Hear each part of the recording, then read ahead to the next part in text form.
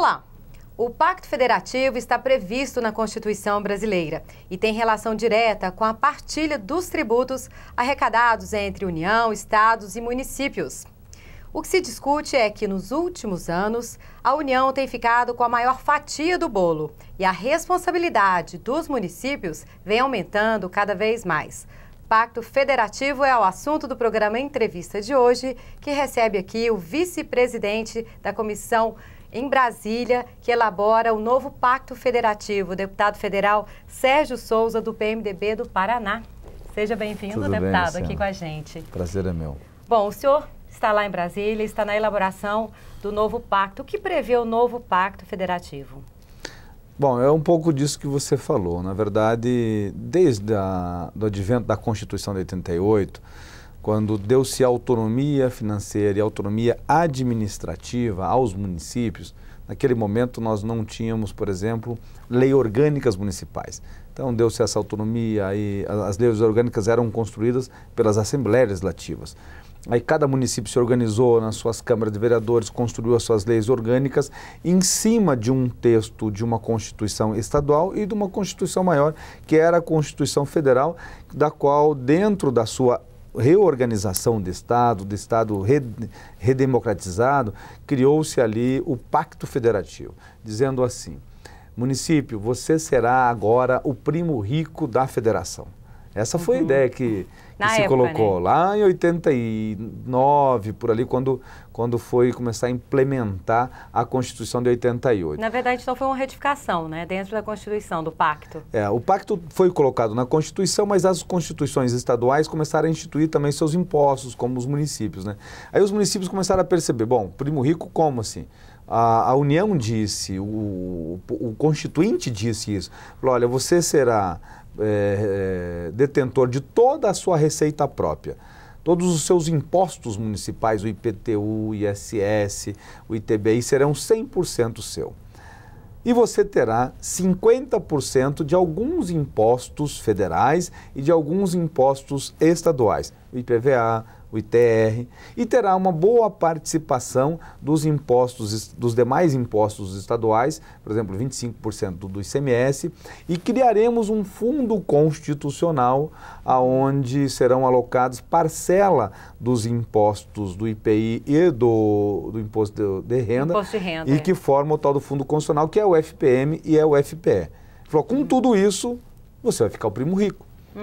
Agora o seguinte, esse é o lado bom, né? Agora você vai ser responsável pela saúde básica, pelo ensino fundamental, pela mobilidade urbana, pela manutenção de toda a área urbana, asfalto, meio-fio, galeria, saneamento básico, iluminação pública, transporte coletivo, tudo isso é seu. No rural também. Toda a manutenção das estradas vicinais são suas, construção de pontes, as rodovias municipais são suas. Então ficou tudo. Não sobrou nada para a União. O que sobrou para a União? As rodovias federais. Quantas rodovias federais tem em Goiás? O que sobrou? As universidades federais. Quantas tinham até ontem? Né? Agora tem um pouco mais. Os institutos federais aí ampliaram um pouco mais. O que mais? A Polícia Federal me dizia que o efetivo, acho que o deputado Baldi me falou isso há pouco, o efetivo da Polícia Segurança, né, Federal aqui, acho que é 100 e poucos. No estado de Goiás inteiro, os estados ficaram um pouco mais. Os estados pegaram um pouco mais de obrigação. Ensino médio, segurança pública, então todo o aparato da Polícia Civil e Polícia Militar, as rodovias estaduais e algumas coisas a mais, né? Mas parece-me muito claro isso, Luciana, que o governo federal concentrou as suas receitas, que naquele momento eram praticamente só impostos, e desses impostos é que partilham os entes federados, municípios e estados, e ficou com poucas obrigações. E os municípios ficaram com a maior parte das obrigações e com pouco recurso, porque com o tempo foram invertendo os gráficos, os impostos foram diminuindo e as contribuições foram aumentando. Não à população, mas do ponto de vista de arrecadação do governo federal. Hoje, do bolo da arrecadação do governo central, 60% é de contribuição. E das contribuições, os municípios e os estados não partilham. Então, o Pacto Federativo é discutir um pouco disso tudo e é para isso que nós viemos a Goiás, a Goiânia. E o senhor tocou no assunto da carga tributária. O Brasil tem uma das maiores cargas tributárias, né, do mundo. Né? Então, assim, é um contrassenso, no caso, que esses recursos não venham, né, para a população da maneira que deveria ser. O Brasil é um estado novo. O pessoal diz, mas tem 500 anos. Mas tem 500 anos, minha gente, mas só faz 26 anos, 27 anos de redemocratização. Está muito claro na nossa memória ainda a inflação de 80% ao mês, a moeda que desvalorizava numa velocidade enorme, o salário mínimo que não comprava nenhuma cesta básica, o diarista, ruralista, aquele que trabalhava de boia fria na zona rural, trabalhava um dia inteiro para comprar um pacote de arroz, as pessoas não tinham eletrodoméstico, não tinham casa, não tinham casa. Então o Brasil é muito novo, muita coisa está acontecendo. Isso tudo está recente ainda, muito né? recente, as previdências, tudo. Então, para promover toda essa mudança, você tem que ter uma carga tributária. O nosso problema não é o brasileiro pagar mais impostos do que os demais. Nós conseguimos suportar isso. O problema é não ter o retorno por esses impostos. E ficamos indignados, Luciana. Aí você vê que há uma corrupção desenfreada, que há um custo Brasil, que as ferrovias, as rodovias necessárias para reduzir o custo de produção, para ficar mais dinheiro dentro das unidades federativas, dentro dos municípios, eles se perdem. E aí a competitividade do Brasil fica muito refém a dólar, a questão econômica de inflação, externa, controle de juros. Isso é ruim. Essa instabilidade toda mostra que o Brasil é um país jovem. E o Pacto Federativo está vindo para reorganizar isso. Nós, no Congresso Nacional, estamos muito convictos. Aumentar imposto, não aceitamos. E voltar com o imposto, deputado, porque cogita-se voltar até com a CPMF, todos nós lembramos, né? Vamos falar sobre isso daqui a pouquinho, depois do intervalo.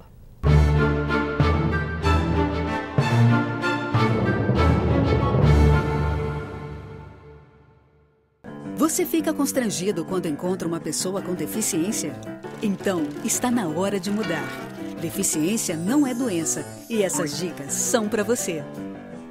Ao encontrar uma pessoa cega, toque em seu braço e se apresente antes de começar a conversa. Para caminhar, coloque a mão da pessoa cega no seu ombro ou no cotovelo dobrado. Deixe que ela acompanhe o seu corpo e avise com antecedência sobre a existência de barreiras. Nunca faça carinho ou dê alimentos ao cão-guia. Ele está trabalhando para o cego e não pode ser distraído. O cão-guia também pode entrar em qualquer ambiente público. É um direito garantido por lei. Cidadania é saber conviver com as diferenças.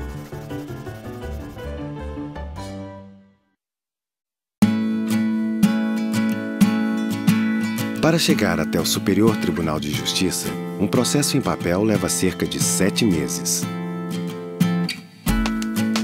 Com a virtualização, os processos podem ser enviados eletronicamente em apenas alguns segundos. O que antes levava meses e muito papel, agora está a um clique.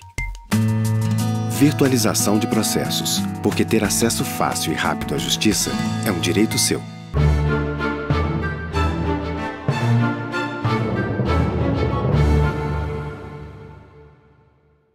O programa Entrevista volta com o tema Pacto Federativo. Estamos recebendo aqui hoje o vice-presidente da Comissão Especial em Brasília, que elabora o novo Pacto Federativo, o deputado federal Sérgio Souza, do PMDB do Paraná. E nós estávamos falando sobre essa questão dos tributos, né? Que os tributos, além de serem altos, não podem ser criados assim de uma hora para outra. Estávamos até falando da possível volta da CPMF, o que não vem, né? Não vai acontecer isso, né, deputado? Custo de produção. Eu acho que esta é a noção que nós temos que ter. Goiás é um estado agrícola. Como o meu estado, o estado do Paraná também é um estado agrícola. Já chego na CPMF. Só para a gente criar uma linha de raciocínio. O Brasil, ele tem um território gigante, continental, um clima fantástico, onde tudo que se planta dá, e o ano inteiro. A Europa e o continente norte-americano, se você não prender a vaquinha no celeiro, ela morre congelada lá no campo. Se você não empilhar a comida para ela dentro dos celeiros, ela vai morrer de fome. No Brasil, não. E ainda assim, nós competimos em um leve patamar inferior, desvantagem por conta do nosso custo. Para vocês terem uma ideia, para escoar uma produção dos Estados Unidos até os seus portos, da Argentina até os seus portos, custa 5 vezes mais barato que no Brasil. Isso é custo de produção. Para você trazer o alimento para a planta, é custo de produção. Então, nós criamos uma mentalidade no Brasil de que para resolver os problemas basta aumentar impostos. Não, não é certo isso. Nós temos que reduzir os nossos custos de produção, que está incrustado na burocracia, que gera a corrupção. Quanto mais dificuldade se instalar, mais facilidade vai aparecer alguém para vender. E o Pacto Federativo tem tudo a ver com isso que o senhor está falando, porque do jeito que está hoje, ele está centralizado em Brasília. Perfeito. Né? E se você gera um custo de produção alta, esse custo deixa de gerar mecanismo de desenvolvimento e de gerar riquezas. E riquezas vêm através dos impostos. E a máquina dos governos estão caros. Aí querem se criar mais impostos, como a CPMF. É um absurdo voltar, qualquer imposto que seja, é um absurdo. A desoneração fiscal, nós estamos votando, a desoneração, né? Estamos votando agora no Congresso Nacional, na Câmara dos Deputados.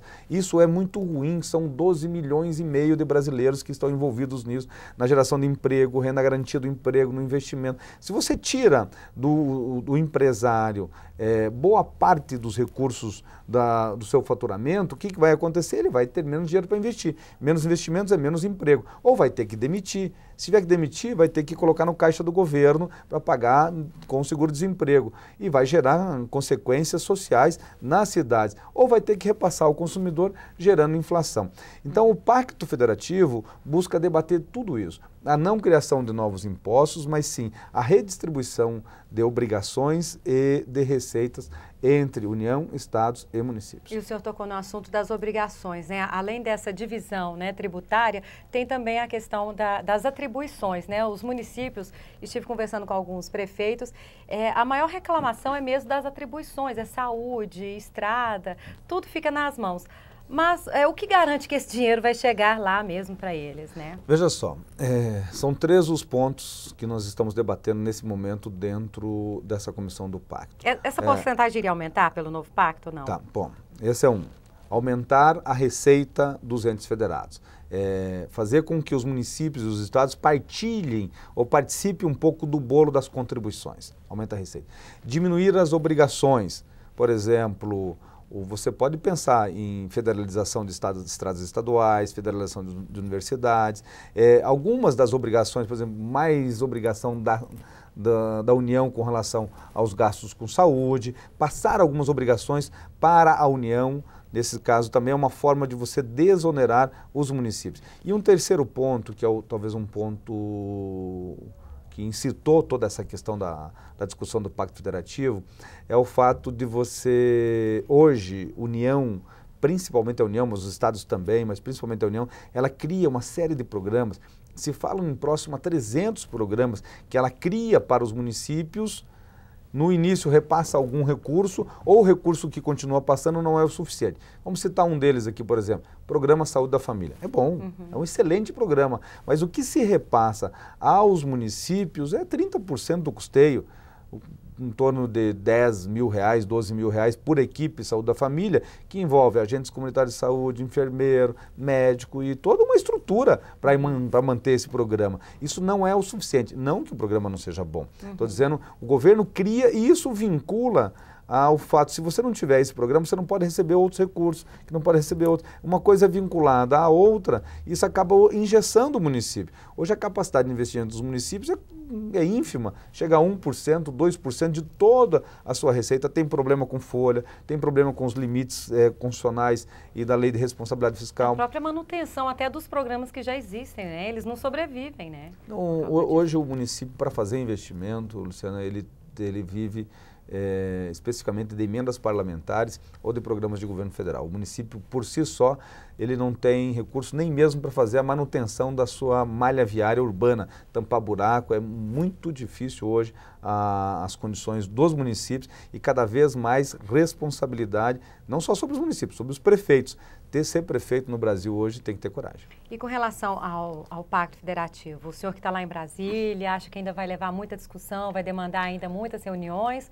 Ou esse ano teremos boas notícias? O parlamento vive um bom momento, um momento de independência, como não visto há muito tempo no parlamento. E esse momento de independência aí com um presidente que está atuante, quer votar as matérias importantes, ele está querendo pautar para esse semestre ainda. Então, nas próximas 2, 3 semanas, nós devemos concluir os trabalhos dentro da comissão e votar ainda nesse semestre na Câmara dos Deputados o novo pacto. Concomitante ainda tem a questão da reforma política, né, que está pegando fogo. Bom, muito obrigada pela vinda do senhor aqui. Eu que agradeço, foi um prazer, Luciana, prazer tá? todo E meu. a gente vai estar acompanhando aí toda essa reforma, né, do pacto, a reforma política também. Muito obrigada. Muito obrigado. Obrigada a você também pela audiência. Continue com a gente pelo canal 8 da NET ou pelo nosso site. Até mais.